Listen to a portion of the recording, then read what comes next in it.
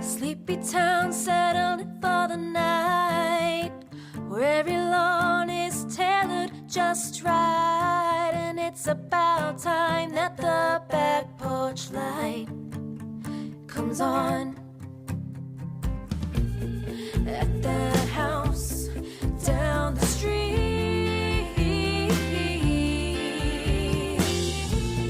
at that house on Magnolia Street. Oh my god, I'm so tired.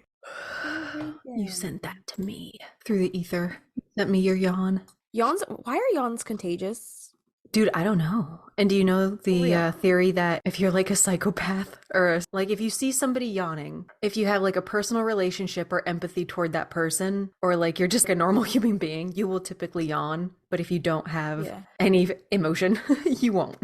That means you're a sociopath? Yeah.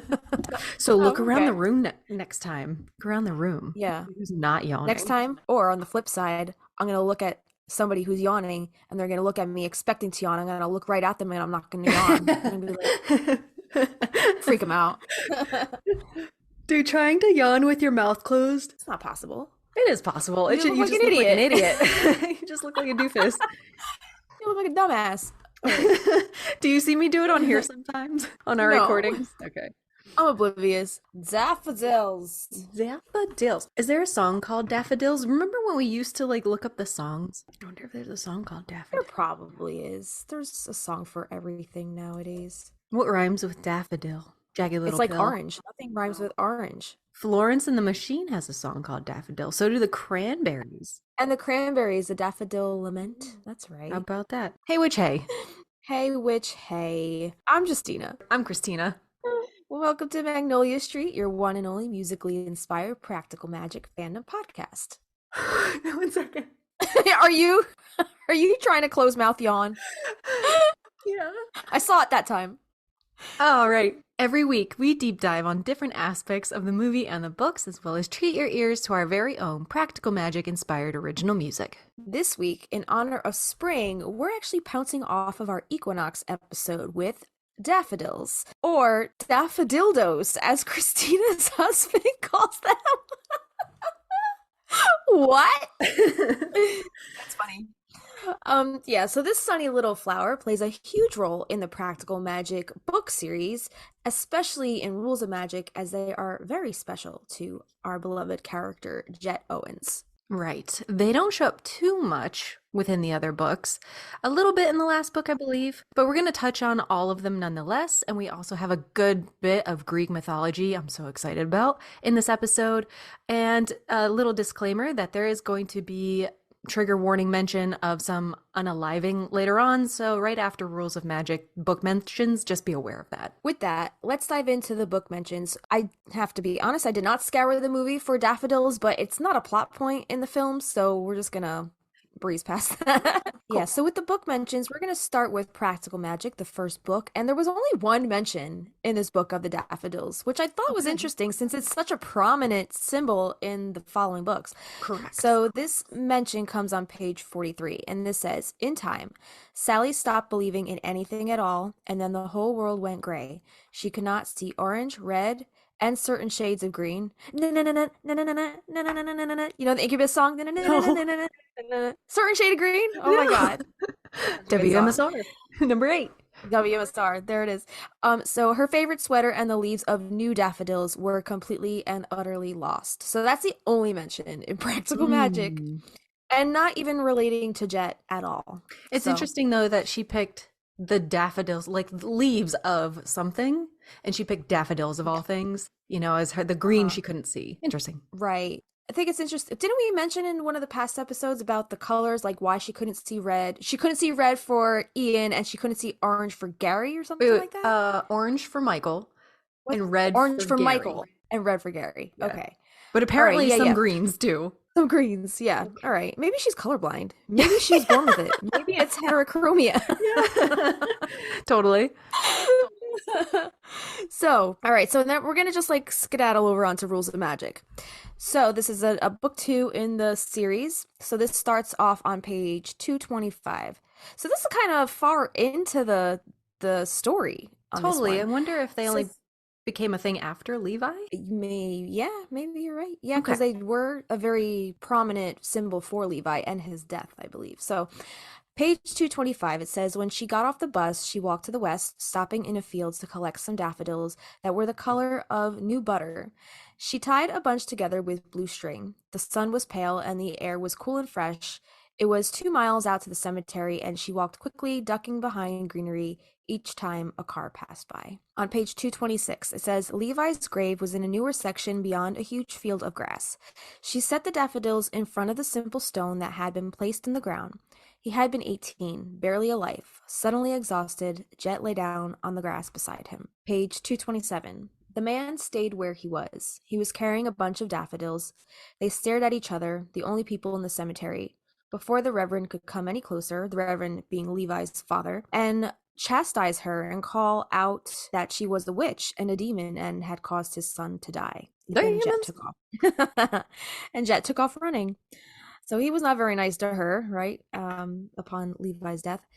Also on page 227, she knocked on Aunt Isabel's door. The light was on, but no one answered, so she went round to the garden. Isabel was in the greenhouse beginning her seedlings. She didn't seem the least surprised to see her niece on the threshold. You could have come here if you wanted daffodils, she said when Jet walked in. True enough, the yard was thick with them at this time of year, a sea of yellow. Jet saw that the garden was far ahead of the rest of town. Dude, there's a house around the neighborhood where, I work, and in the springtime, it's just like the whole front yard is just daffodils. I love that. It's beautiful. I wish they just It's lasted beautiful. longer, even if it was just the green, but everything ends up going laying down. Yeah. That's so Yeah, pretty. they die very quickly. But when they're about to like bloom, oh, it's so beautiful. I'm That's like, cool. I this love it. house. Yeah, it is really cool. It looks like a little storybook cottage. On page 229, it says Jet went to his headstone and knelt down. There were 2 bunches of daffodils. The Reverend hadn't thrown hers away. It seems like at this point, like, he's maybe like trying to not like make nice with her, but like he's like, okay, I'll share my deceased son with you.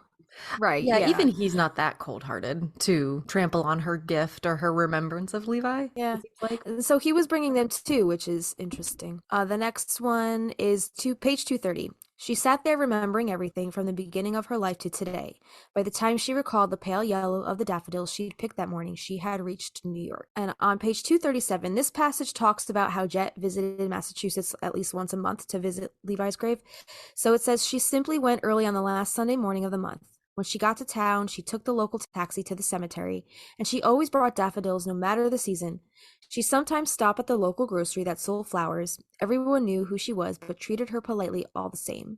In the spring, she walked to the cemetery, and she picked her own flowers, the ones that grew in the fields that were the color of butter. And we'll talk a little bit more about the fields in a little bit. I have a question. Do we know when Jet's birthday is? I don't think we know her specific date, but Levi and her parents died the same day, which was on her birthday, right? Because she was supposed to take Levi to that hotel or whatever. Yeah. I think we go over this in her episode. I'm just curious as to like, is she a Leo?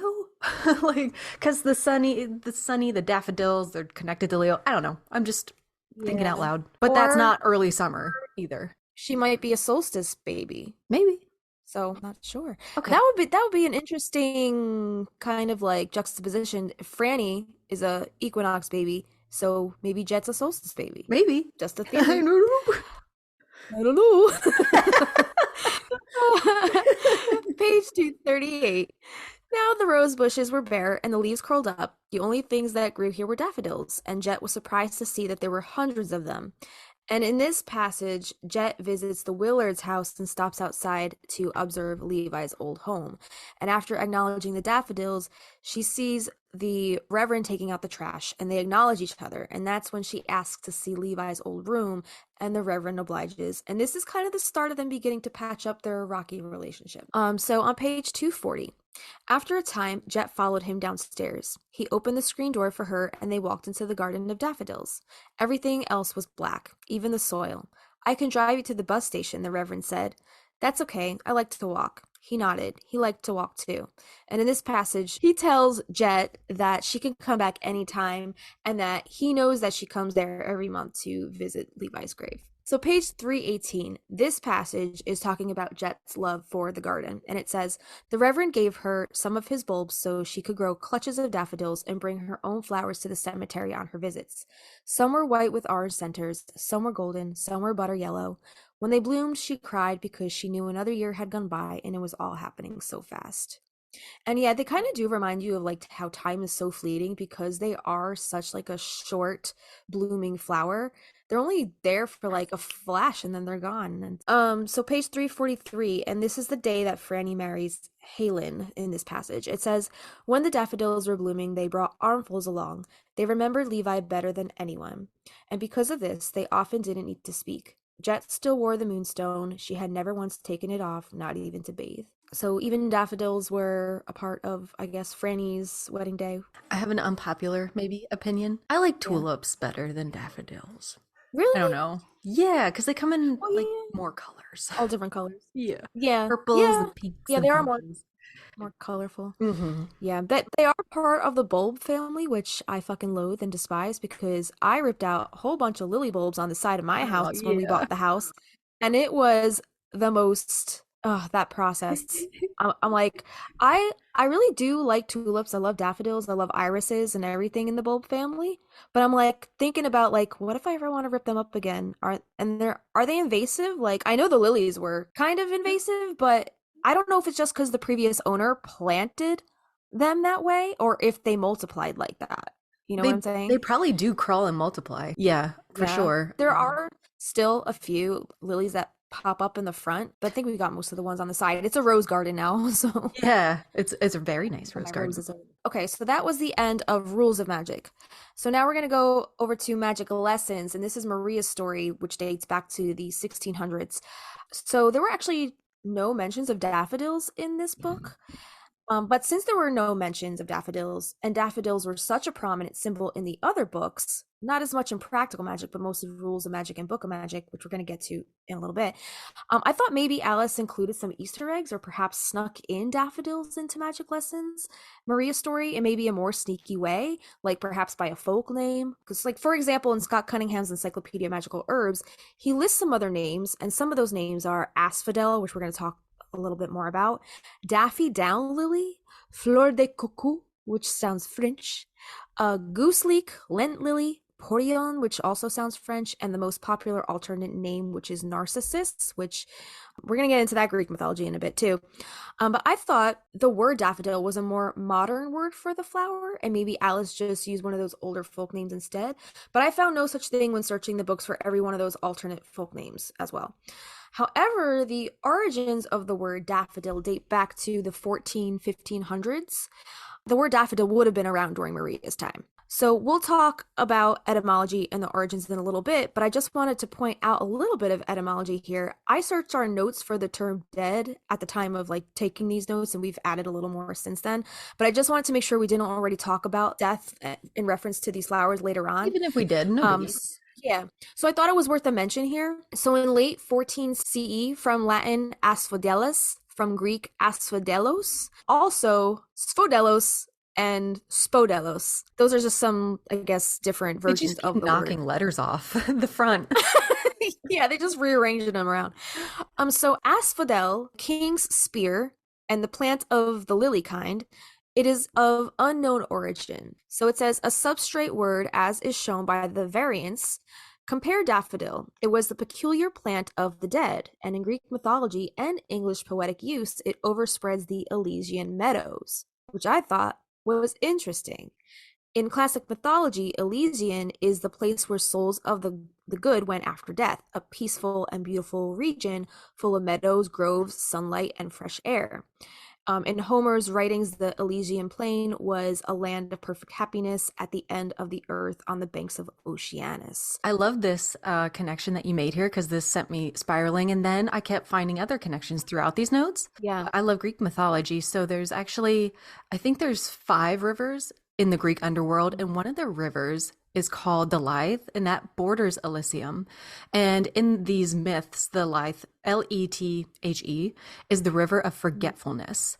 And I read that those who suffered tragic deaths or untimely fates, untimely deaths, were encouraged to drink from this river while on the plane of asphodel, which is like the purgatory of the Greek mythology, to forget their tragic passings. And this also includes people who complete suicides. This is to ease their minds, to make them forget and help that healing process until they are judged and sent to either Tartarus or Elysium. And interestingly, asphodel pops back up. We're going to talk more about it a little later on. But I'm wondering, if that were the case, do we think that Levi would have been brought to the river Lethe and invited to drink from its waters to help him forget and heal while he was waiting to go and be judged for his afterlife? That's kind of like the connection I was making, is like, what do the Daffodils have to do with not only Levi, but Jet's, impending doom later on in Book of Magic as well. So I was definitely making that connection of like the afterlife, the in-between, the Daffodils, and what the Daffodils meant as far as, bringing Levi and even Jet to the next stage of the afterlife. So that connection is wild. Those two Greek words popping up in this and it being connected to death itself. So I love where you brought this. But yeah.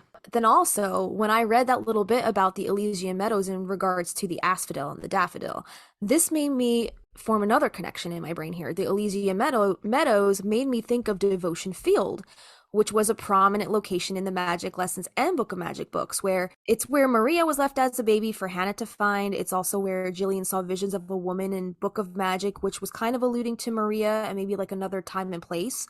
So a lot of like ghostly, kind of otherworldly thinning of the veil type of shit is happening here. Yeah, it's a liminal space. There's like some weird shit going on. So I did a search on Devotion Field in the book just to see if anything regarding flowers came up. And since daffodils or any of the other terms came up for this book, or they didn't come up for this book, the term daffodil, I searched the term yellow just to see if anything regarding that type of flower came up. And the one that did come up regarding the color yellow and flowers in regards to Devotion Field was the celandine. And I think we might have touched on the celandine before in another episode. Yes, we did. I think it popped up on one of the Book of Shadows pages, and we were like, the lesser calandine. Was that what it was? Oh, right, yeah. Yeah. Maybe. It's all connected. Yeah. It's all fucking connected. Okay. So it did come up. Celandine did come up in Magic Lessons. So there were just a couple mentions. So on page 5, it says, Hannah carried the cat with her into the woods and buried it in the green hollow where she had camped before her cottage was built. A glade she had called Devotion Field, where bluebells grew in the spring and celandine shone through the last of the winter frost in a carpet of white and yellow stars. The beauty of that meadow reminded Hannah of the reasons to live in the world and the reasons to mistrust those who saw wickedness in others but never in themselves. And then the only other one was on page 140, and it said, October came quickly, a glorious month when the fields turned yellow. And I'm guessing this was in reference to the celandine in Devotion Field. Or wheat. Like, doesn't wheat turn gold in the fall? But then it could be that too. Do you remember that last scene in Gladiator where he's walking through the field of know. wheat because he died and he's walking home in the I didn't know. The last time I saw that movie ages ago, but that's such a good movie. It is a good movie. Continue, please. So watch that again. So I looked up celandine real quick just to see if it was related to the daffodil, but it is actually related to the poppy, which interesting because what do we know about A Field of Poppies? Wizard of Oz, the most popular reference to poppies, right? And kind of like, and how the poppies they weren't yellow in Wizard of Oz, they were red, right? But they still had that like quality that made their people trying to cross that field fall asleep, kind of enter that in-between state of mind. Like, is it reality? Are you dreaming? Like, so I wonder what made Alice make all these connections, not just with the daffodil, but with the celandine, and having them both kind of like have this pointing towards some kind of like hers pointing to Devotion Field and the daffodils, the asphodel to Elysian Field. Totally. It's just like a weird parallel, So I agree. Yeah. That was just my point. Yeah, that was the connection I was trying to make, was how Alice uses both the daffodils and the celandine, these beautiful yellow flowers, to symbolize death or the afterlife in some way. The daffodils to symbol not only Levi's death, but Jet's as well. and the celandine to symbolize the otherworldly in-between of life and death in the marshy fens, as she has deemed the devotion field. So I thought that in connection, it was super interesting. So I searched the color yellow in relation to death just to see, and this is a couple little tidbits that I found. So in Egypt, yellow is associated with gold, which was commonly used to paint mummies and tombs before the deceased were sent into the afterlife, making it a symbol for the mourning. And then in Mexico and Ethiopia and Egypt, yellow is the color of mourning. And then another interesting tidbit regarding the color yellow was the bees that swarmed Jet, which was another omen of her impending doom.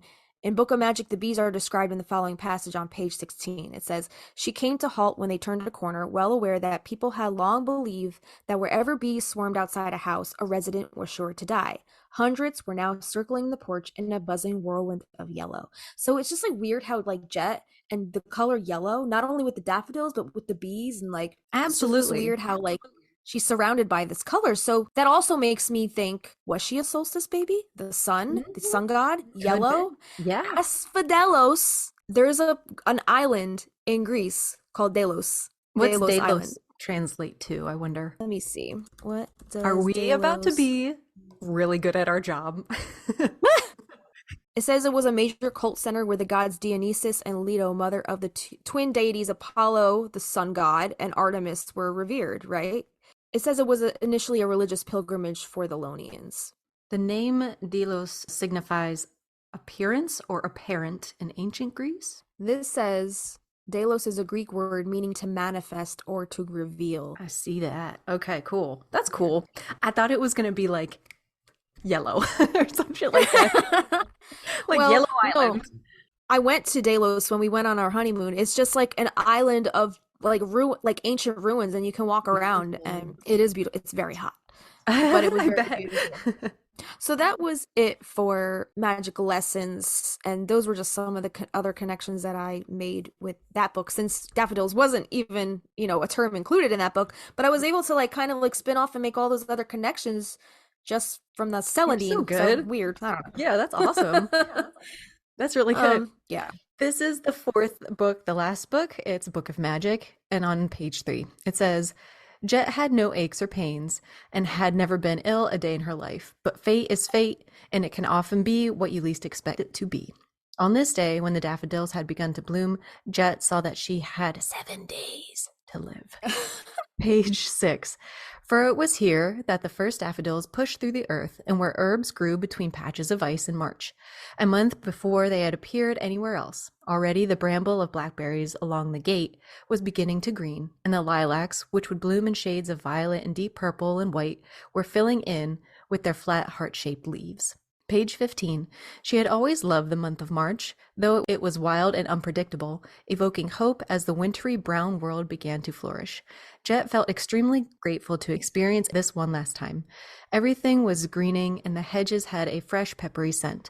There was a chill in the blue air, yet daffodils were pushing up through the damp black earth, and in the Owens garden they had already bloomed. Oh, what a beautiful, unexpected world this was."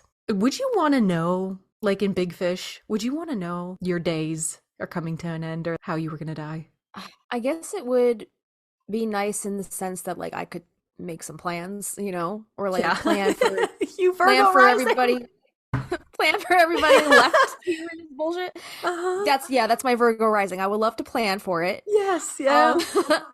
But at the same time, it's like I kind of don't want to know. Mhm. Like and then I'm like the Sagittarius. I love the element of surprise. Surprise me. Surprise me. Okay. So I'm like I could flip either way. I don't know. All right. Like that country song, "Live Like You Were Dying," I guess. Right. I think Yeah.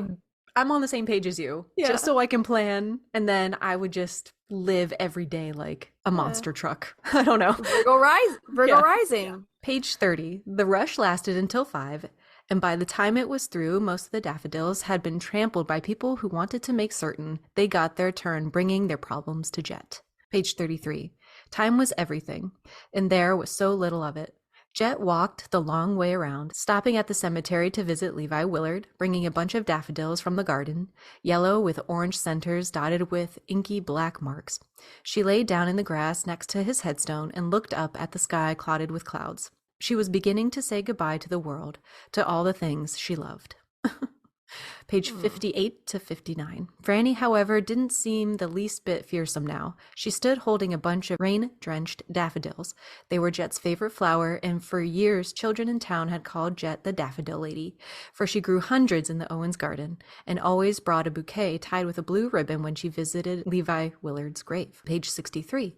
It was easy to tell which was Jet's room, for she had often described it to him in great detail as they lay side by side in their hotel bed. There were the windows made of wavering glass that overlooked the garden where the daffodils bloomed in bunches of yellow and white. He could see the potting shed and the greenhouse. Page 189. The Reverend was at his favorite spot by the window when Antonia arrived in his room. He was currently remembering fragments of the past he'd forgotten yesterday. How he'd love to cut daffodils with Jet and deliver them to the cemetery. Page 373. Sally held the plates of cake, along with a bunch of daffodils, Jet's favorite flower. As they neared the gravesite, they saw that a canvas folding chair had been set up. An older man was there, with a sandwich and a thermos of coffee, a little white dog beside him. There were already daffodils on the grave. And lastly, on 374, I'm here every Sunday. Raphael noticed the flowers Sally held, her favorites.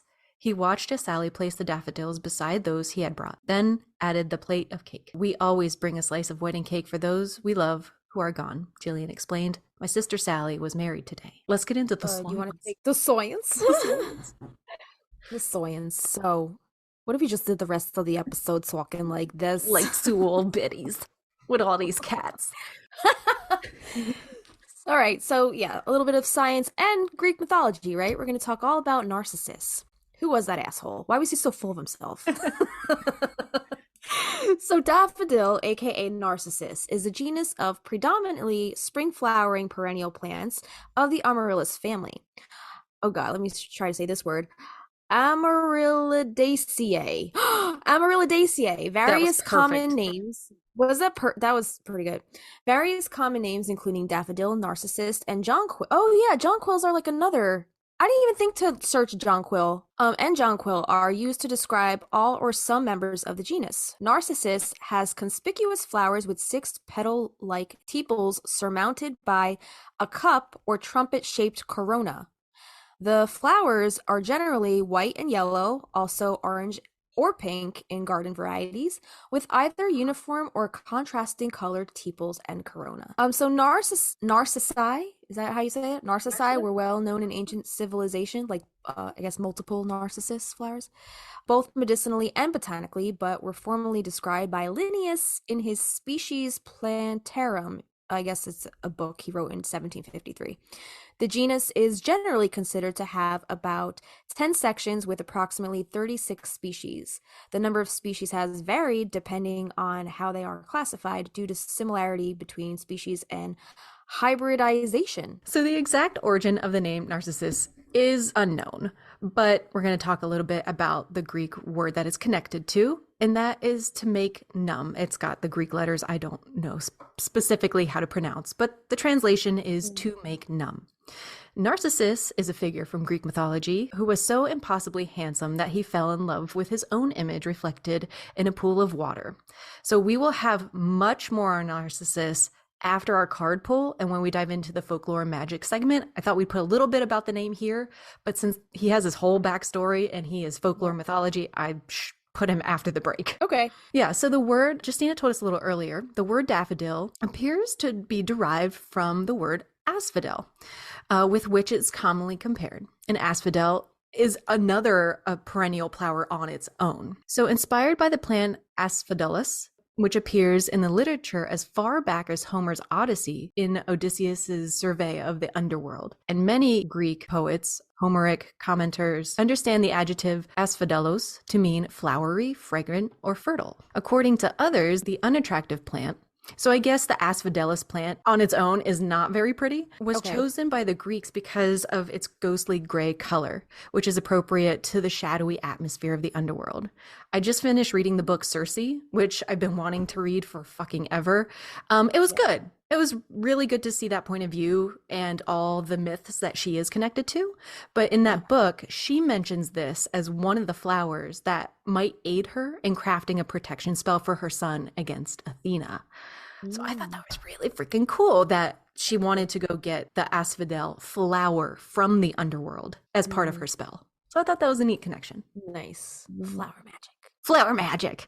The reason for the introduction of the initial D is not known. I guess the addition of like the D in daffodil, asphodel from at least the 16th century, daffodil and daffodil have appeared as alternative names, and the other names included are Lent lily. But Justina gave us so many more at the top of this. One of the other names I saw floating around was Ajax pseudonarcissus ha, as a synonym for the narcissus pseudonarcissus, which is the plant we're talking about. An interesting tie here is that Ajax, known as Ajax the Great, played quite a big role in the Trojan War, which was immortalized where? And none other than the Homer's Iliad, right alongside Odysseus and Achilles, who we just talked about with those other names. So I'm wondering, because daffodils are native to the Mediterranean and Greece, how present they were during the 12th and 13th century when the Trojan War was actually happening. Like, can you imagine them in like a field of fucking flowers? Just like killing each other. There are accounts of the narcissi growing long before the story of Narcissus appeared, though. It has been suggested that narcissi bending over the stems represents the youth of Narcissus and Bending over streams. the stems also, you know how like when they're dying, they're like dipping their little heads.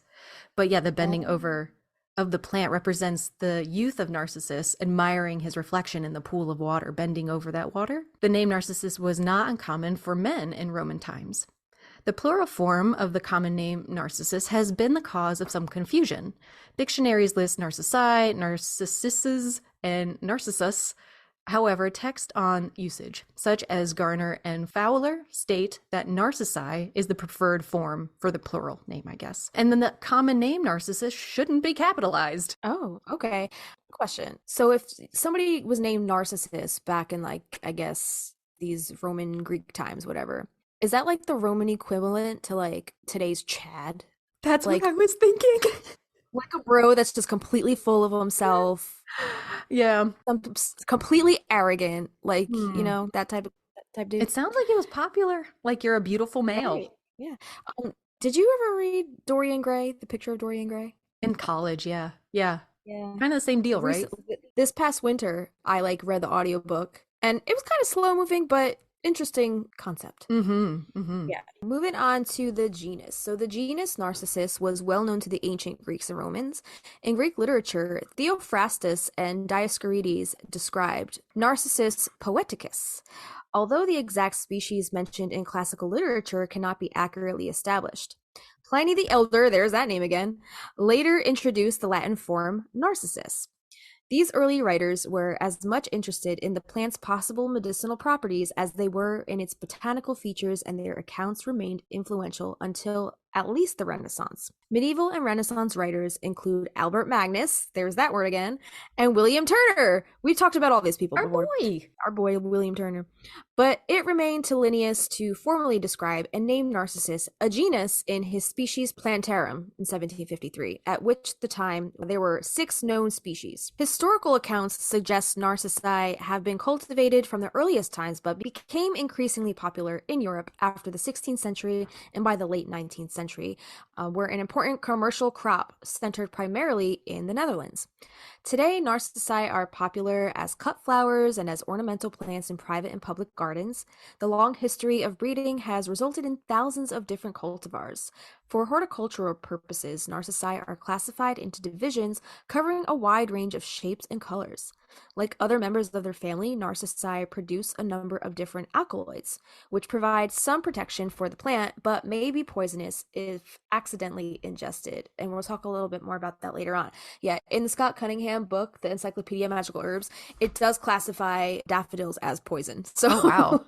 Don't want to ingest those. Narcissus is a genus of perennial herbaceous bulbiferous geophytes, which die back after flowering to an underground storage bulb.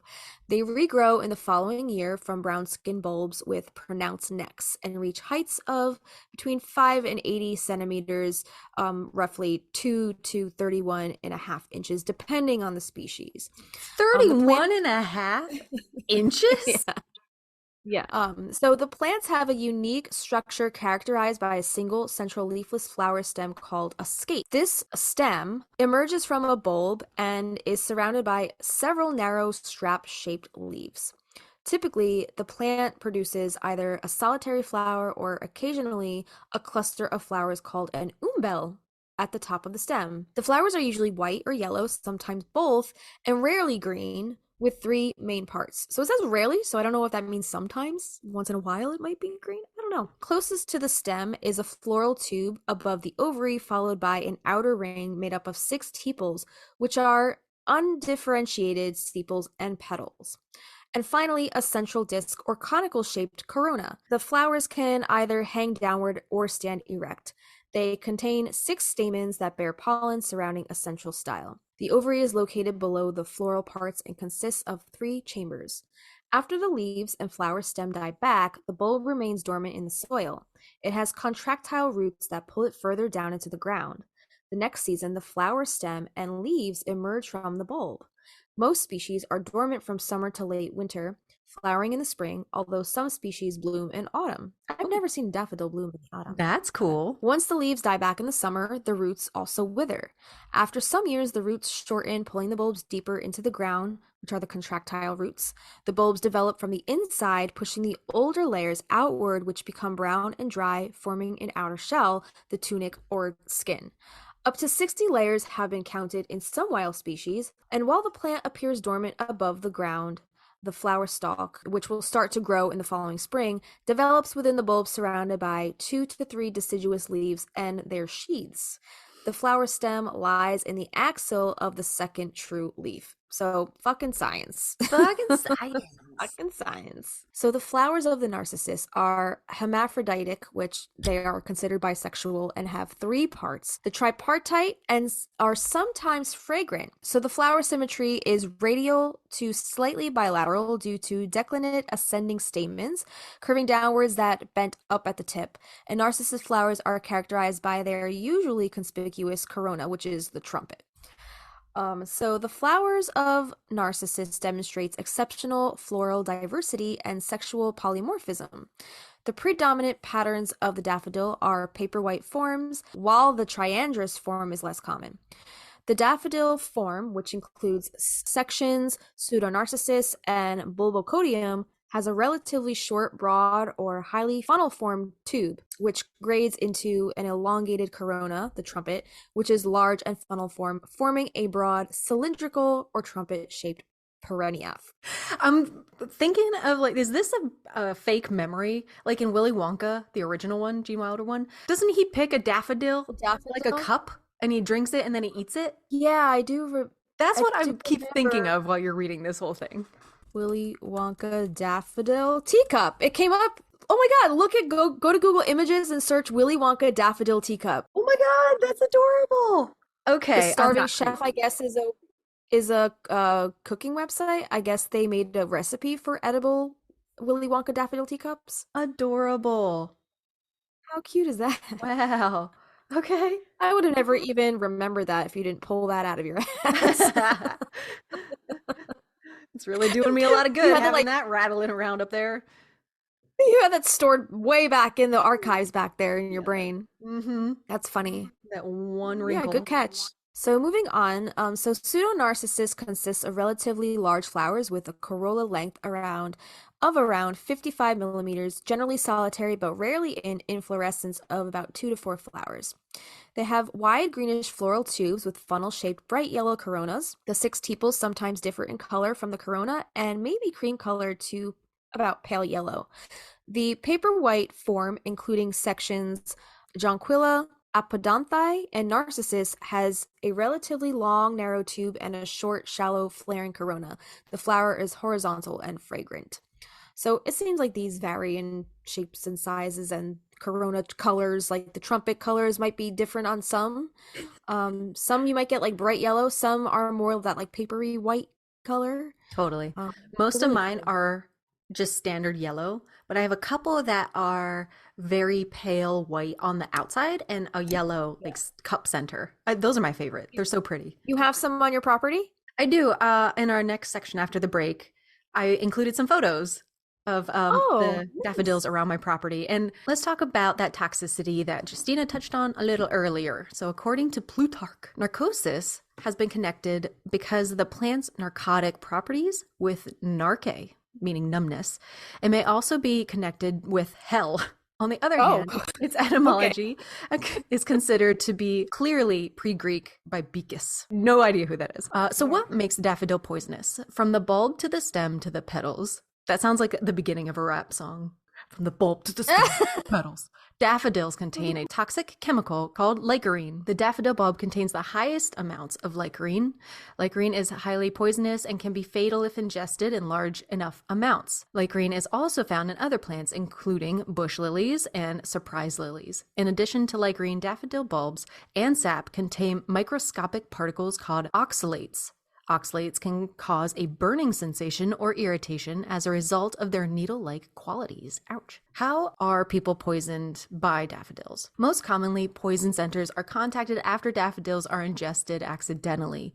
Young children may eat a part of the flower. Also, I'm sure that Willy Wonka scene did not help. They're like, oh, I'm going to drink water out of this and then eat it. Right. So they eat the parts of the flower, the stem when they're playing outside. People foraging accidentally can eat daffodil bulbs as they can be mistaken for onion bulbs. Be careful. Or if you shop at Costco, it might accidentally end up in your spinach. Like what was that episode we were talking? What was that? Mugwort? Was it mugwort? No. Jimson weed. It was the Jimson Jimson weed. weed. Oh shit. Yeah, careful. Yeah. Symptoms of dandelion poisoning. Accidental ingestion of any part of the daffodil plant can lead to uncomfortable symptoms, and these include nausea, diarrhea, vomiting, and stomach or abdominal pain. Most people who eat daffodils experience symptoms that are mild and resolve without medical care, but rarely more serious cases may arise. Handling daffodils and their bulbs may cause a skin rash in certain individuals. Contact with the sap from the daffodil may also cause mild skin irritation. Prevention of accidental daffodil ingestion is relatively simple. Keep daffodils out of reach of small children and pets. Store the bulbs away and out of reach when not actively planting them. And if you choose to plant them in your garden, monitor your kids and your pets closely when they're near that plant. There you go. Simple. Don't put it in your mouth. Yeah, I never realized that daffodils were that poisonous. Me either. Like I always like those typical garden plants varieties. Like foxglove is super poisonous. Like I'm well aware that's poisonous, but I never thought like, daffodils seem like such a friendly flower. I never thought like they were so poisonous. Most of the like toxic poisonous plants have kind of metal names. Like it kind of goes along with the name, you can kind of tell. But like daffodil, wisteria, lilies, you kind of hear throughout your childhood and stuff like that's poisonous, but I would not have guessed daffodils. Right.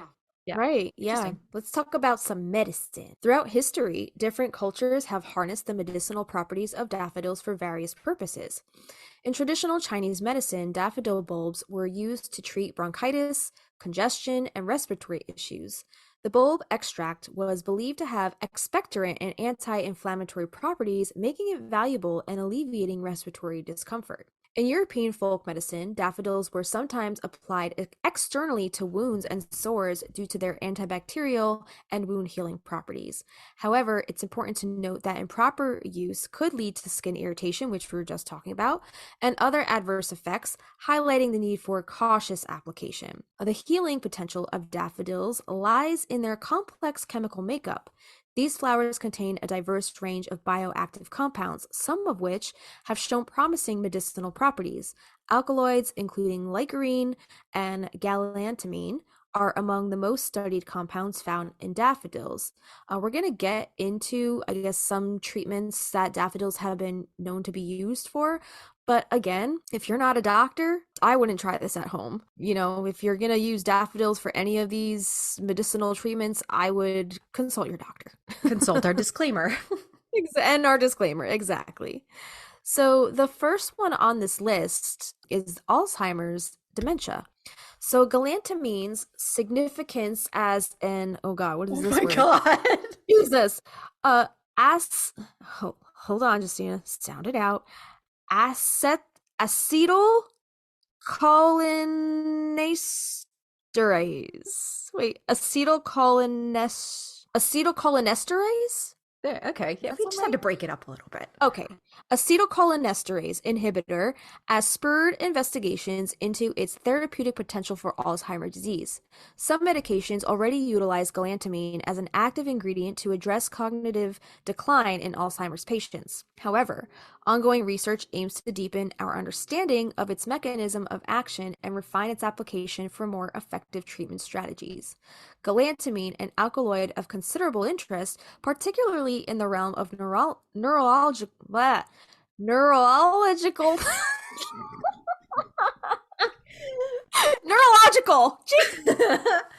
say that.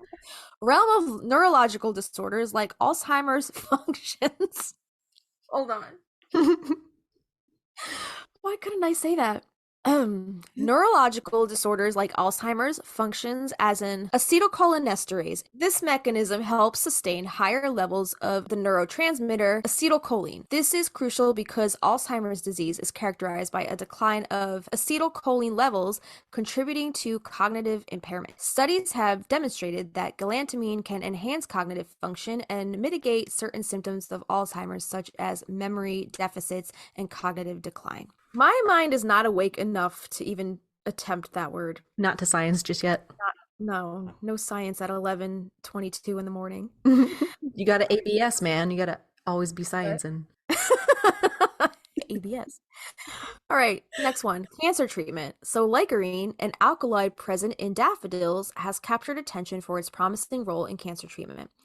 Early investigations indicate that licarine demonstrates cytotoxic effects on diverse cancer cell lines. It disrupts the cell cycle, triggers programmed cell death, apoptosis, and hinders the proliferation and metastasis of cancer cells. Nonetheless, akin to galantamine, further research is indispensable to ascertain its clinical effectiveness and safety profile. Moreover, researchers are exploring avenues to integrate licarine into existing cancer treatment protocols to potentially bolster their therapeutic outcomes. It's essential to underscore the complexity of cancer treatment and emphasize the necessity for comprehensive testing and rigorous clinical trials before considering licarine as a viable adjunct therapy. Science. I'm just like, I see you out of my peripheral, like while I'm reading this, and you're like, yes. you're nailing on. Nailing the words, okay? You're an animal. Right. Boom, boom, boom, boom. We just need a t-shirt that says science, like really small, just science, and our name on the back. Like a whisper, like science. Yeah. A whisper of science. Whisper-sized text. Totally. So what is narcissistic personality? Because we hear this term thrown around all the time as like a figure of speech, like, oh my God, that guy is such a narcissist, right? Like, totally. Narcissist. Rather. So narcissistic personality disorder is actually a real mental health condition in which people have an unreasonably high sense of their own importance. They need and seek too much attention and want people to admire them. People with this disorder may lack the ability to understand or care about the feelings of others, so they lack a little bit of empathy. But behind this mask of extreme confidence, they are not sure of their own self-worth and are easily upset by even the slightest criticism. A narcissistic personality disorder causes problems in many areas of life, such as relationships, work, school, even financial matters. People with narcissistic personality disorder may be generally unhappy and disappointed when they're not given the special favors or admiration that they believe that they deserve. And they may find their relationships troubled and unfulfilling, and other people may not even enjoy being around them because they're such a fucking asshole. But anyway, I feel like we all know a narcissist. Right? Oh, 100%. I've known a few in my day. Totally. Definitely. And do you ever like stop and be like, am I the problem? Am I the drama? Am I the drama? Am I the drama? Am I the narcissist? I don't. Those thoughts cross the mind every now and then. But treatment for narcissistic personality disorder centers around talk therapy, also called psychotherapy. Narcissistic personality disorder affects more males than females. We've all, been mansplaining, right? I feel like it's a major trait of the narcissist. And it often begins in the teens or early adulthood. Some children may show traits of narcissism, but this is often typical for their age and doesn't mean they'll go on to develop narcissistic personality disorder. Because, kids know everything, right? They know it all. So They 100% embody all the traits of a narcissist, but eventually most of them grow out of it. What are the symptoms of narcissistic personality disorder? So I like this acronym. Use the acronym, quote, special me to remember the 9 signs of NPD. So here we go. Special me. Number 1, S, okay? Sense of self-importance. Number 2, P, preoccupation with power, beauty, or success. 3, E, entitled. Number 4, C, can only be around people who are important or special. 5, I, interpersonality, exploitative for their own personal gain. 6, A, arrogant. Number 7, L, lack of empathy. Number 8, M, must be admired. And lastly, number 9, E, envious of others or believe that others are envious of them.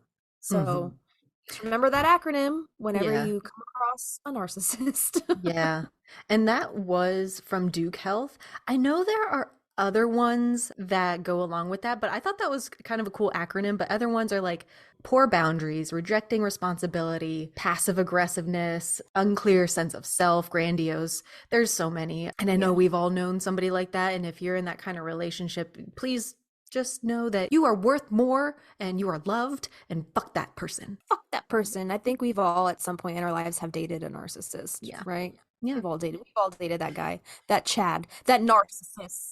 Poor Chads out there. Even if it's not dating, even if it's one of your very close friends that you're like, when you finally gotten out of that relationship, you're like, oh my God, all the signs were there. Like, what?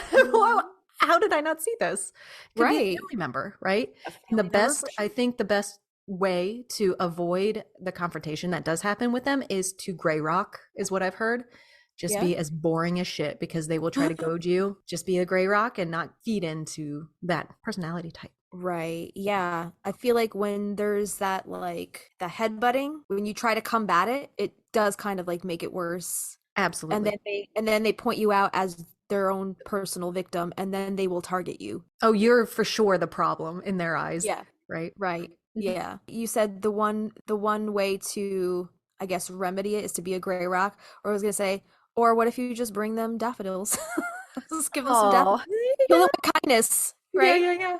There you go. Yeah. So we are actually going to head into a short break right now, but when we return, we will be diving back into some Greek mythology, how you can incorporate the daffodil into your magical practice without eating it, and judge whether Kristina created a fae trap in her front yard, all of that and more. So stick around. We'll be right back.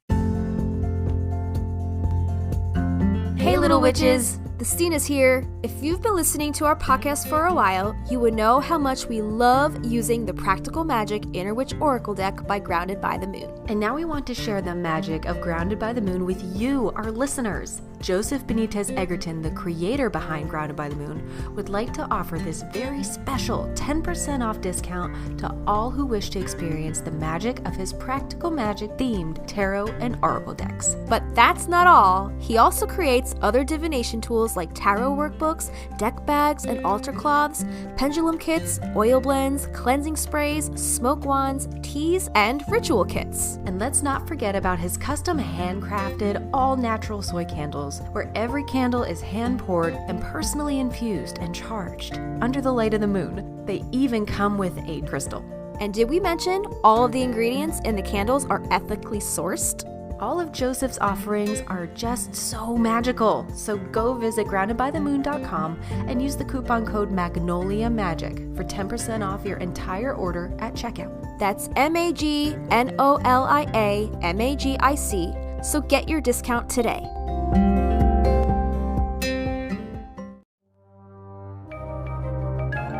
You're listening to Magnolia Street Podcast. All right, tell me when to stop. Yeah. Okay, stop. Book of Shadows. Oh, how about that? We haven't had that since season 1. Right, yeah. So the keyword on this card is lineage and roots. Oh my gosh. I got no roots like a dandelion. Nope. Daffodil. Daffodil. This says lineage, roots, and ancestors. So it says you have all that you need. It has all been passed down to you from your ancestors. Tap into your lineage, get in touch with your roots. Know that you have the power, feel it inside your bones. You are a descendant of Magick. Tap into the deeper connections at your core. There is great knowledge to be gained by honoring and connecting with your ancestors. Use the power of a black candle, a piece of paper, a small empty bowl, this card, and an object to better connect with their energies, like a skull, a feather, even alcohol, whatever you want. Write the affirmation on the paper, place the objects, visualize your connections, and honor it. When ready, light the candle, speak the affirmation, and burn the paper. And the mantra is, the power resides deep within me. That was There's the Book of lovely. Shadows card. Yeah, and it's kind of like, since we're talking about the daffodil and how it's like synonymous with Jet, Mm-hmm. and kind of what she was trying to do, right, with the book, leaving clues for Franny to like what she needs to do with the book. The and, lineage, like, that's all of that, mm-hmm. all of that lineage that's been passed down. Yeah, you could save all the spells, but you have to like get rid of the actual, like, I guess, frog Physical skin book. bound Yeah. physical book. Yeah. Again, I still don't understand how that works. I don't understand why she needed to hide it. This Yeah. whole fourth book. If She could've just people were given it just to Franny. open communication with each other. No. Sneaky. There's a lot about that book where I'm like, what? Lot to unpack. Yeah, definitely. And I'm Very- pretty sure we've attempted to, but it's just one of those things, like, the more you try to unpack it, the more it refuses to be unpacked, and it's like, We're almost halfway through season 2. Do you realize oh shit. that next Oh month? shit. Isn't that crazy? As I count on my Whoa. fingers like a toddler. Because October, November, December, January, February, March, April. 6 months. Huh? That's Yeah. Well, yeah. all right. Magic and folklore. So the daffodil has a feminine gender. It's associated with the planet of Venus, the element of water, and the sign of Leo. And in Greek mythology, we're going to talk about the gods and goddesses again. The daffodil was associated with the god Apollo, who is said to have created the flower from the tears of the nymph Echo. In Roman poetry, the daffodil was also mentioned as a symbol of unrequited love and longing. And I was like, Oh, Jet, her longing for Yeah, Levi. right. It's also associated with Narcissus and Hades. So if we think about Hades' role a little bit, I wanted to stress that he is not a devil figure. He is the king of the dead, which means all of the dead. He is the judgment that sorts out the souls in the afterlife. So yeah, he is the king of the underworld, and that I'm sure conjures up the images of punishment and fire and brimstone, like the Hades from the Disney Hercules, right? However, as a reminder, the underworld is not a place of punishment in Greek myths. Tartarus is the place of punishment, which is located in a portion of the underworld. It's like a subsection. So in a hypothetical situation, Thantanos, who is the personification of death, he's like the Reaper, would lead Levi to the underworld, to Hades, for his judgment. So Hades, knowing Levi was a theoretically good soul who met an untimely death, would probably drink from that river, Lythe, that we talked about earlier, or Lethe, and then would be ushered into the fields of Elysium, in my or opinion. devotion field. Or devotion field. Yeah. Yeah. So let's get back into that figure of Narcissus. So in the realm of Greek mythology, the tale of Narcissus unfolds as a poignant narrative of beauty, vanity, and unrequited love. Born of the divine lineage of the river god Sisyphus and the nymph Leurope, Narcissus entered the world under the prophetic gaze of the blind seer Tiresias. It was Tiresias who foretold a long life for the newborn, with one caveat, that he would never come to know himself. As Narcissus matured into adolescence, his ethereal beauty became renowned, drawing comparisons to the radiant forms of Dionysus and Apollo. Yet amidst the adulteration of admirers, none could penetrate the veil of his self-absorption. Even the lovely nymph Echo, ensnared by his charms, found herself ensnared in a curse of her own making, condemned to repeat the words of others. In Echo. Echo. Yeah, Echo's affection for Narcissus blossomed, only to wither in the face of his callous indifference. Rejected and heartbroken, she retreated to the wilderness, her lamentations echoing through the mountains and caves. There, amidst her solitude of her sorrow, she metamorphosized into stone, leaving behind naught but her haunting voice. Narcissus, heedless of Echo's anguish, continued to weave a tapestry of unfulfilled desires and broken hearts.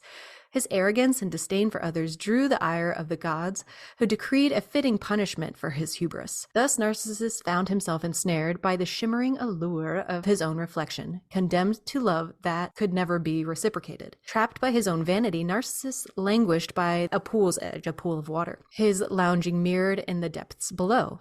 With each passing day, he grew ever more emaciated, consumed by a love that could never be consummated.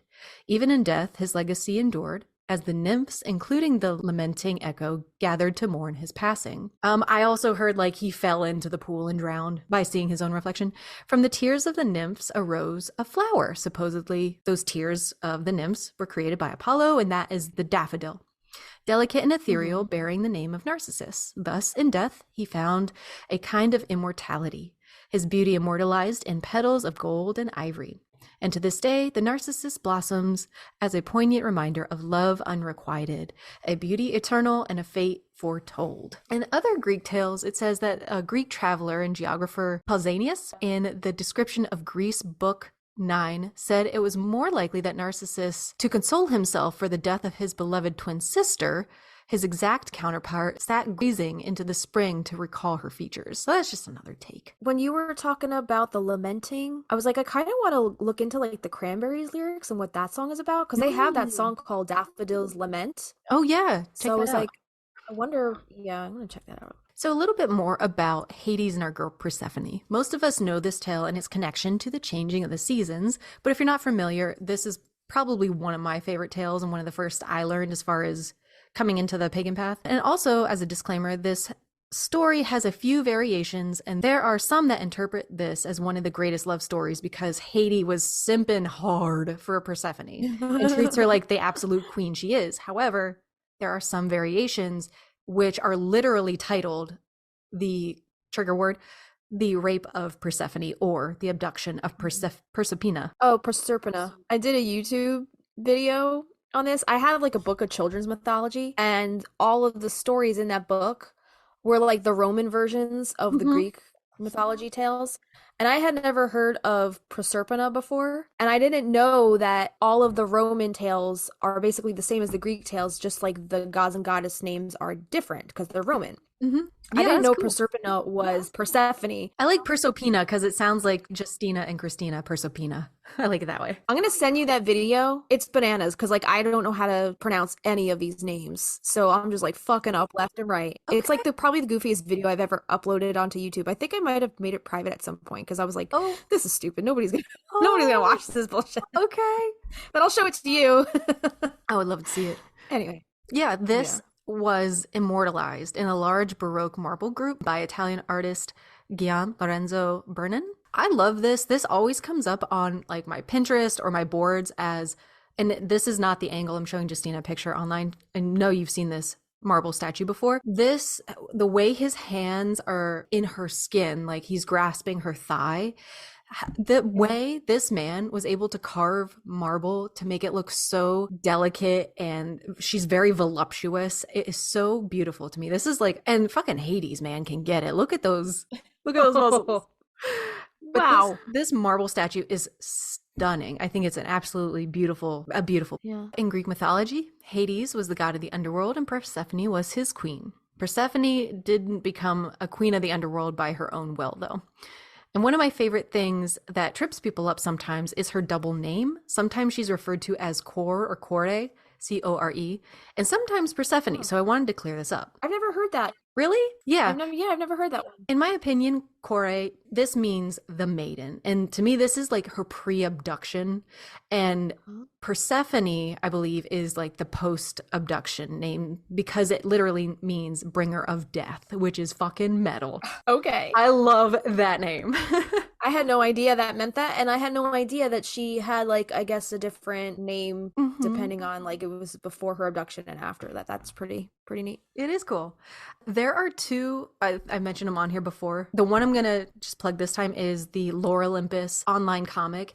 It is so beautifully watercolored and done. They're very short, but there's like 300. I think I got through about 200 of these little comics in an hour. They're so beautifully done, but it talks more about her name and the distinction and her relationship with Demeter and all that stuff. And it has all the gods. They're just depicted in like artistic watercolor style.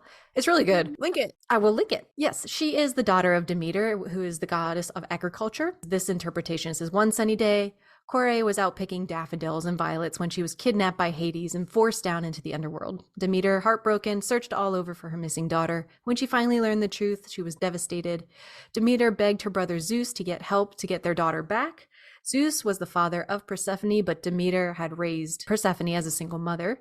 What Demeter didn't know was that Zeus had promised his brother Hades that Persephone would be his wife. And yes, we touched on this in another episode that Hades is Persephone's uncle.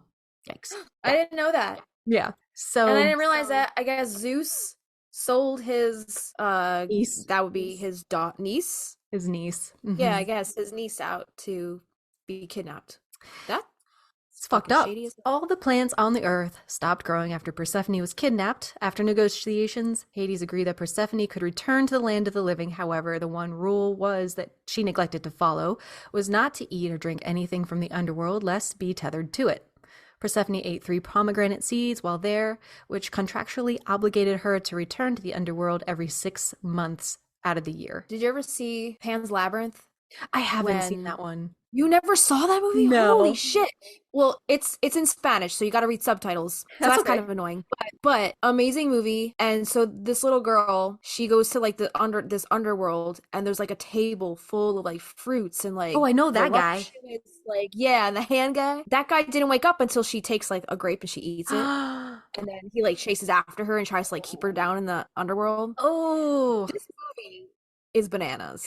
It's like a dark fairy tale. It's very dark, like the reality of it is very dark, but then the fantastical parts of the film are very like, well, they're also dark, but it's just a beautifully shot movie. That's what I heard. It's That's amazing. cool. Watch it. And the music is so beautiful too.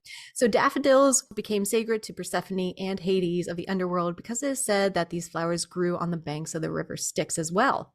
The daffodils were some of the first flowers to bloom every year upon Persephone's return. So naturally, daffodils also became a symbol of new life.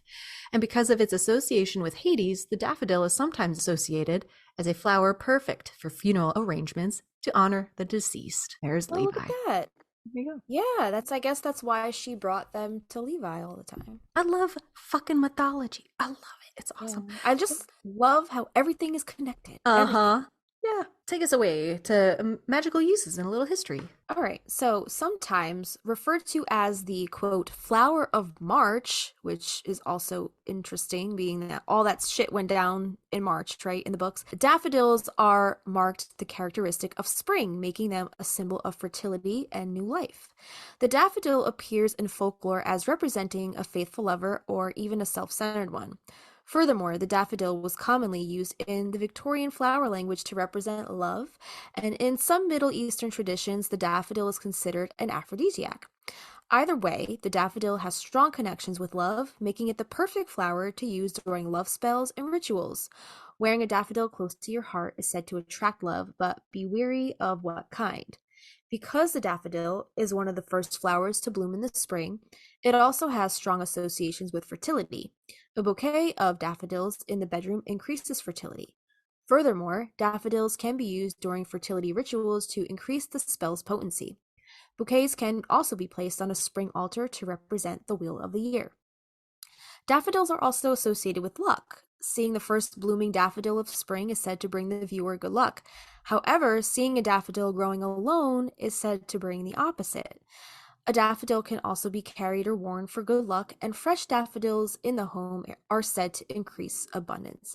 Speaking of like a lone like daffodil, I don't remember what movie it was. Did you ever see The Brave Little Toaster? It's like a cartoon. A long time ago, yeah. Yeah, I remember that. So Yeah. sad. Yeah, that movie is like, oh my, I just recently listened to a podcast about that movie. What? It was like a 2 or 3 part. Well, because they were talking about I forget the name of the podcast, but it's like things that were dark in the 90s that like as kids like we didn't realize how together. dark they were. Sure. The entire movie, I never realized this as a child, but the entire movie is just based around existentialism. Oh my God. And it's fucking depressing as fuck. so sad. But as a kid, I loved it because it was a cartoon. It had talking home appliances and it had music in it. So I was like, I freaking loved anything that had music in it.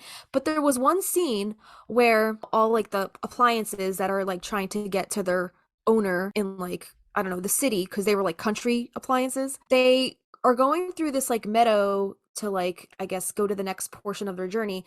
And they're stopped by all these woodland animals and they're like singing all these songs and stuff. And then the toaster, the main character, our protagonist, the toaster kind of makes its way away from like all the happenings and like the hullabaloo, whatever you want to call it. It like sees like this little flower like around the corner, like off by itself.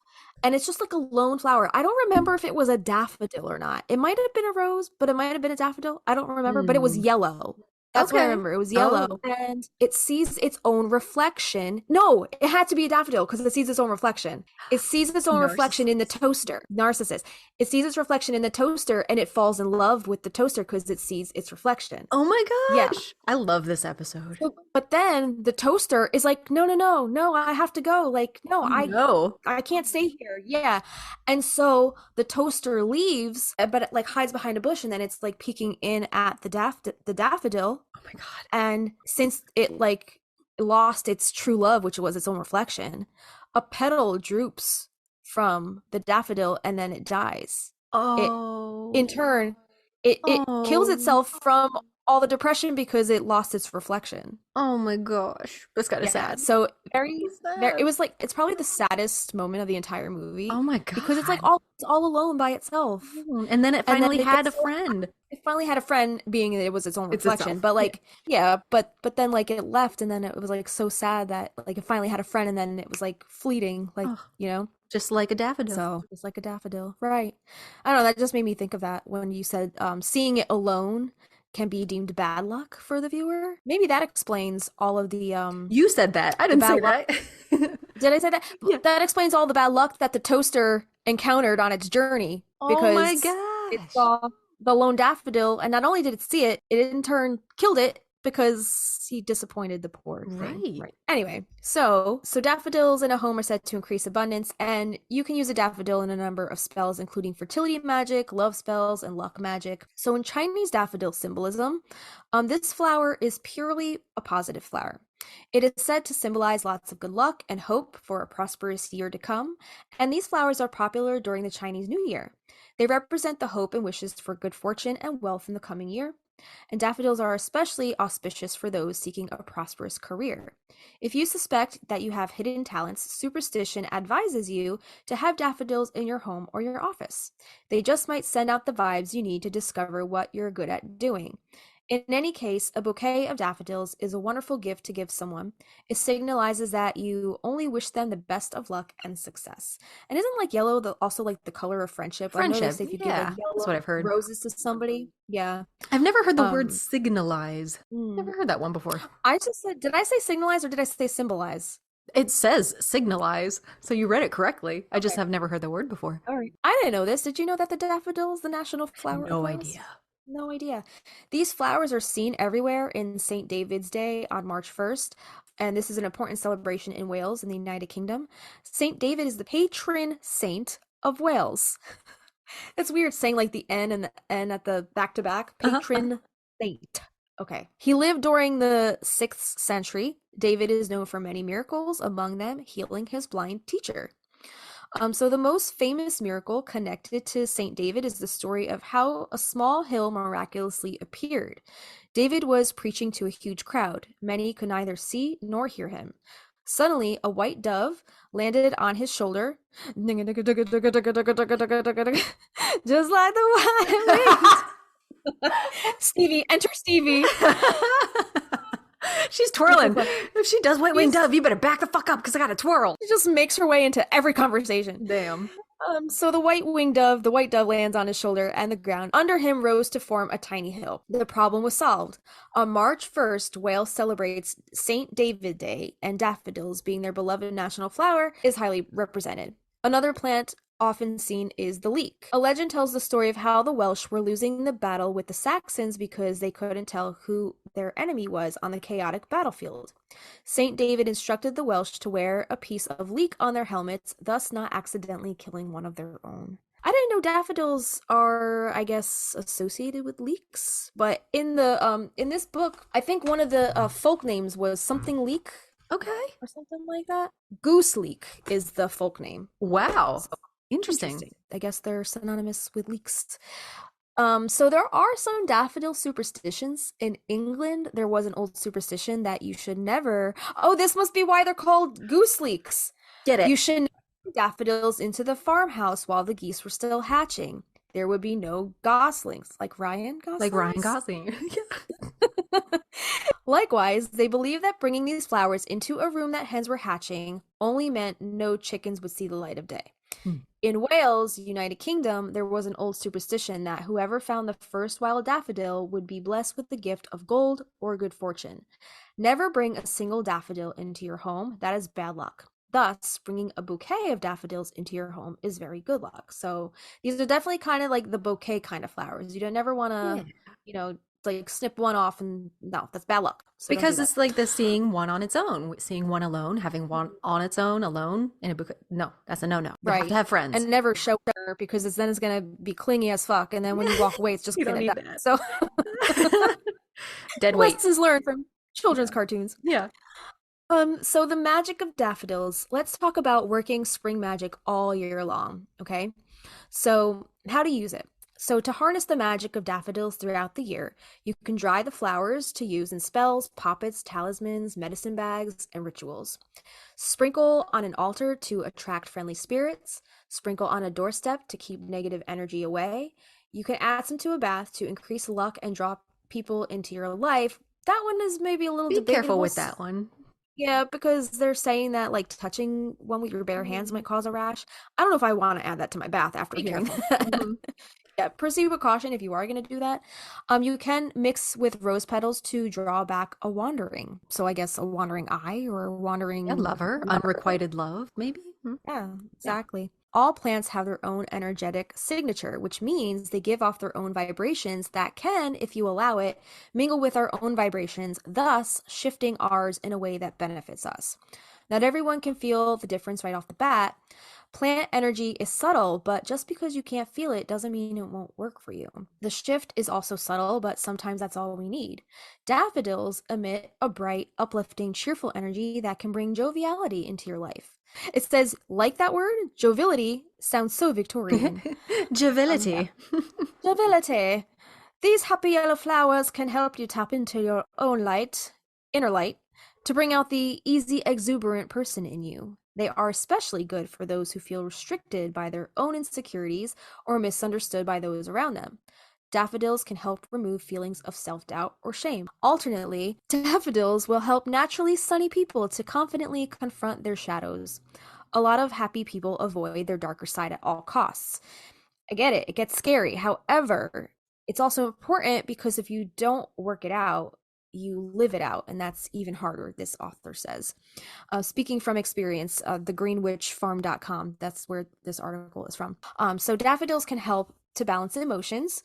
Life is all about balance. If you swing too far one way or the other, your life will feel off-center.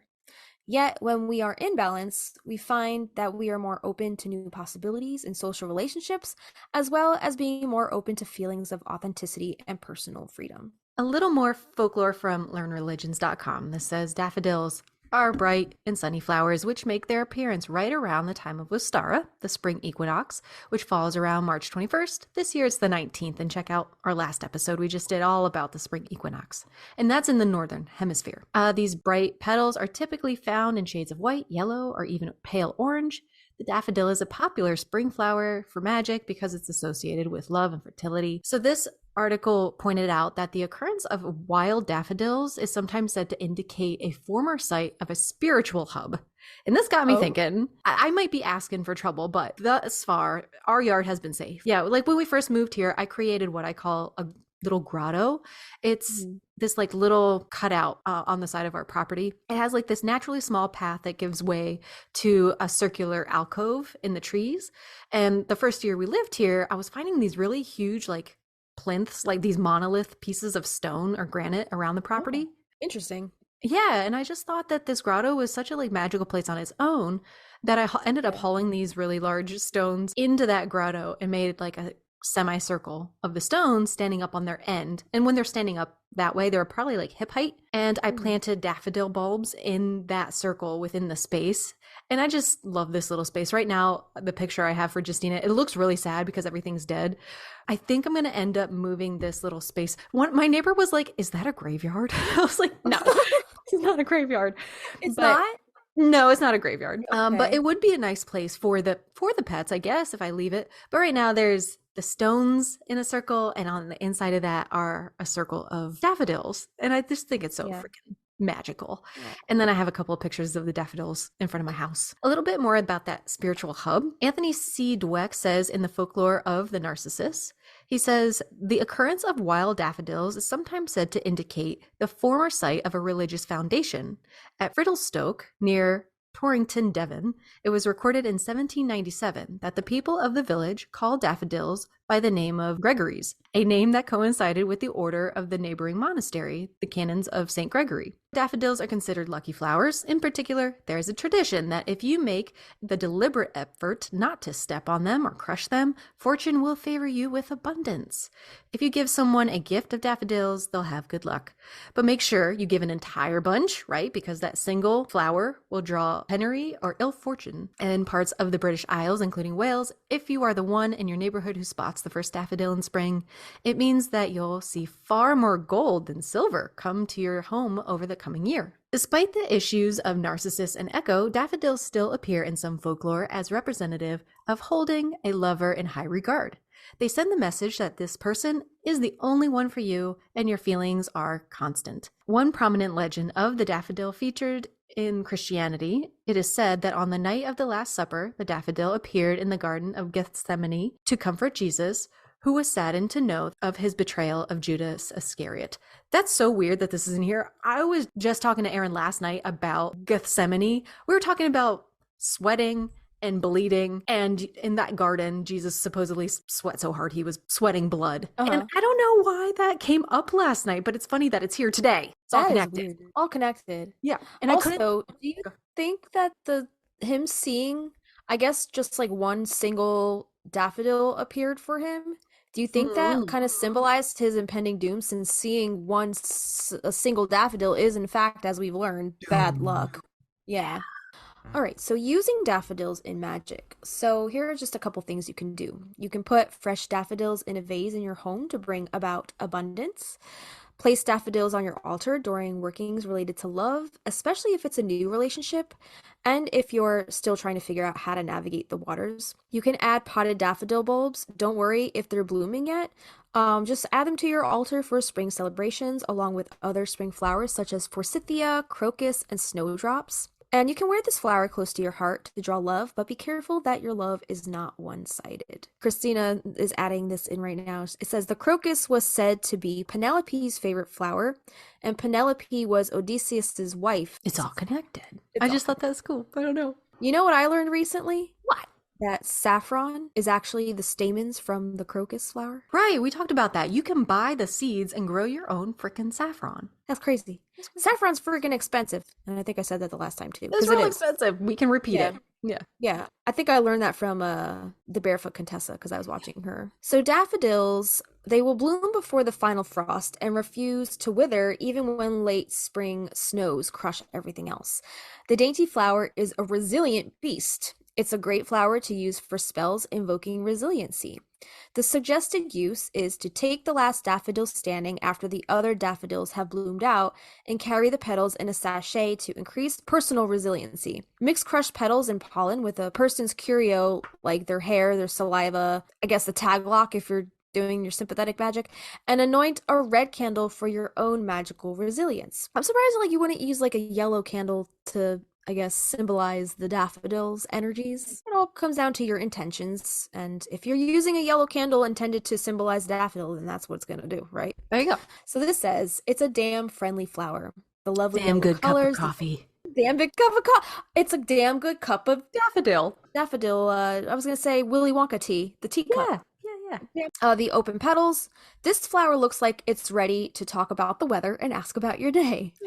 Yellow flowers in general often represent friendship as well as joy. If you're looking to make new friends or increase your social circle, place a single daffodil on your altar or in your magic space and assign each of the 6 outer petals to bring a certain kind of new energy to your social circle. For example, like-minded, kind, fun, loyal, etc. Assign the quote cup in the center to yourself, saying the phrase, daffodil sweet, daffodil bright, bring these things to me so right. That whole paragraph right there is a little contradictory. Didn't it say not to bring a single daffodil into your home? Right? Isn't that bad luck? Yeah. So how would you do, unless it's an outdoor Outdoor altar? altar? Yeah. Maybe. Bend the rules to your liking. Magic is what you make it. Fuck it. Yeah, rules were made to be broken. You do what you like. All right, so you can use daffodils for some self-love. They are great for these kinds of spells. If you've been down or hard on yourself or you want to change that, consider using a daffodil in those kinds of spells. So, suggested use. Add a few daffodil petals to your ritual bath. Again, debatable. Use with your discretion, along with a hefty scoop of sea salt and some apple cider vinegar. This is based on the new moon. Do so with the intention of banishing harmful self-criticism and bringing in self-compassion and self-love. Regeneration. Daffodils are bulb plants. Once they've bloomed out, they'll bloom again the following spring. So as long as they're left alone, they'll continue to do so. This regenerative energy is great to include in your magic, particularly if you want to keep luck and prosperity flowing into your life. Suggested use. When planting daffodils, tell the bulbs that as they are to regenerate blessings into your life as well. And I have to say, like, bulbs are super regenerative because the lilies on the side, like, they made their way over to the front of our garden and we're still pulling out the ones in the front. Bastards. Yeah, they are. They pop up randomly. It's really weird. So this says LGBTQ work. The daffodil is a flower which has both male and female components, which we talked about earlier. Outright, it is called a bisexual flower. Because of this, it's a great flower to use in spells that aid the LGBTQ community. A protective flower in its own right, it's particularly good for protecting those who are gender nonconforming. Suggested use. Crowd your altar with daffodils when doing this kind of work. You can also draw a daffodil bloom on an amulet for such purpose, or even add the petals to the amulet, or you can do both. A springtime offering, and I love making little springtime offerings in my garden. This author from patheos.com says, I cut the first daffodils blooming in my yard and offer them to a deity whom I called on many times or will be calling on frequently in the coming season. This year, I offered 3 to, how do you say that, Brigid or Brigid? Brigid? I added red food coloring to the water in their vase. Not only does it make it a pretty sight on the altar, the petals are just now picking up a hint of red at their tips. Cool. This doesn't have special meaning for me. I just like to offer the gods pretty things, and they seem to like that. But please note that daffodils are poisonous if ingested. Do not eat them, and take care if leaving them around if you have children or animals in your home.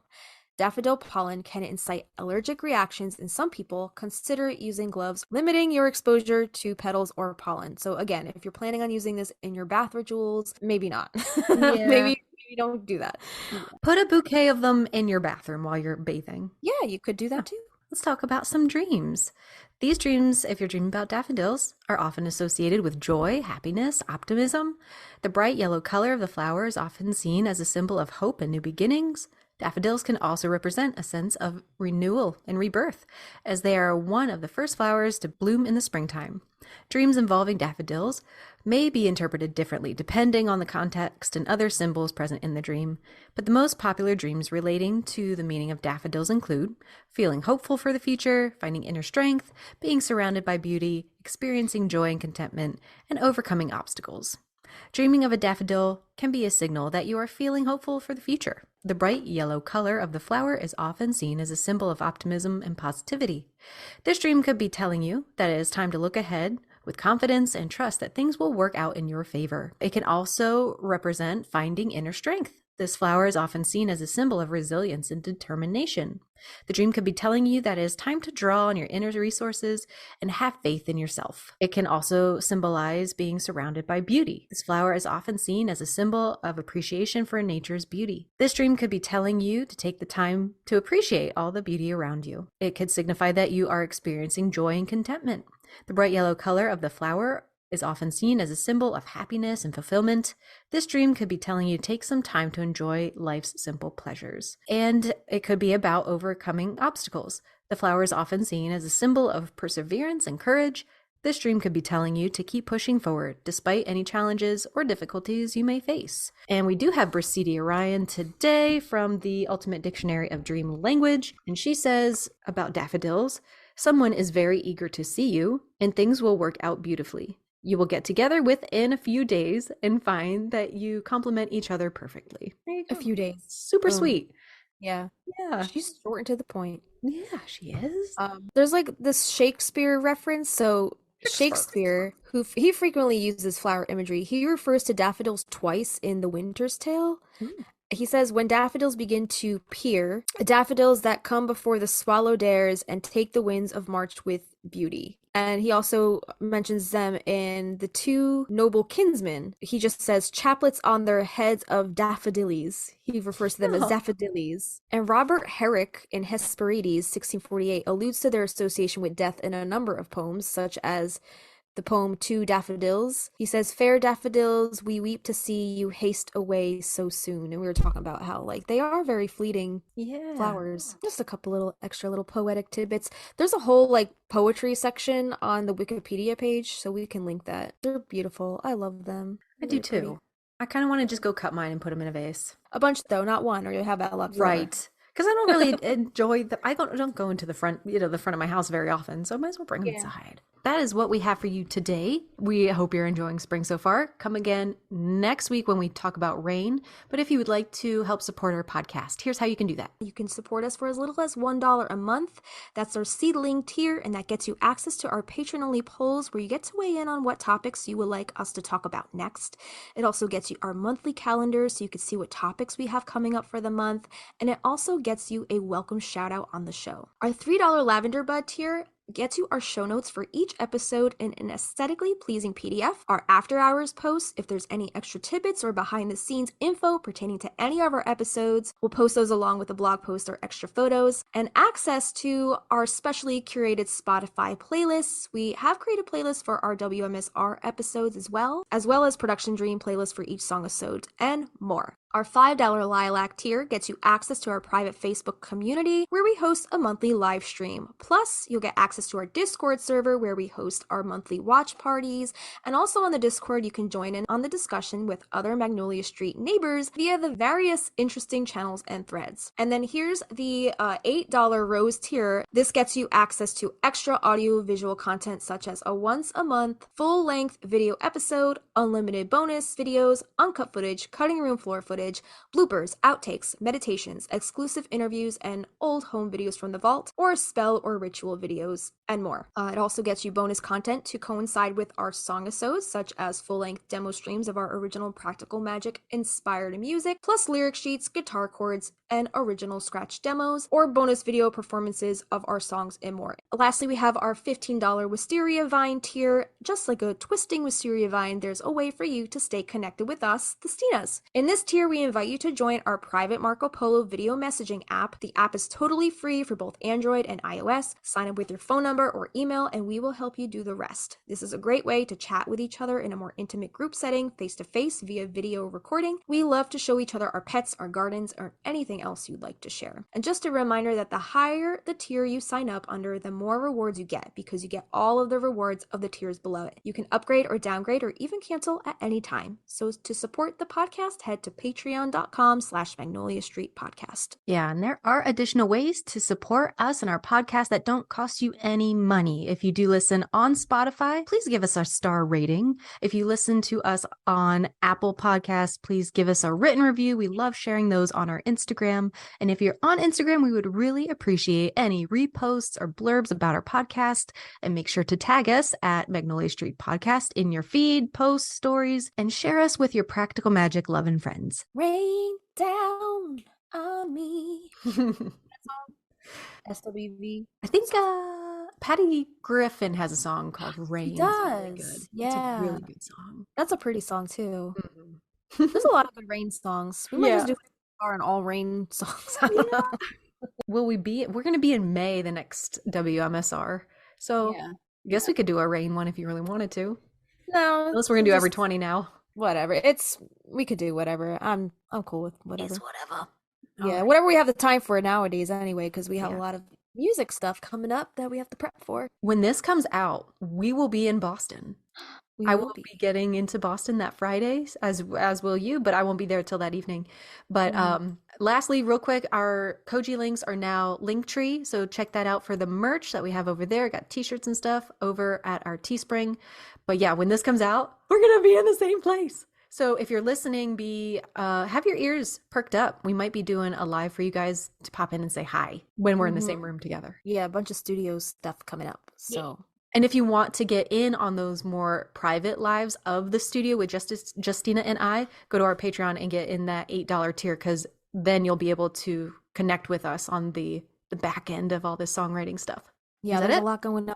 It's exciting. Well, until next Yeah. week, tune in every Friday for new episodes. I'm Kristina. I'm Justina. And we'll see you next time. At the house on Magnolia Street, would you go down to Magnolia Street with the wisteria grow out?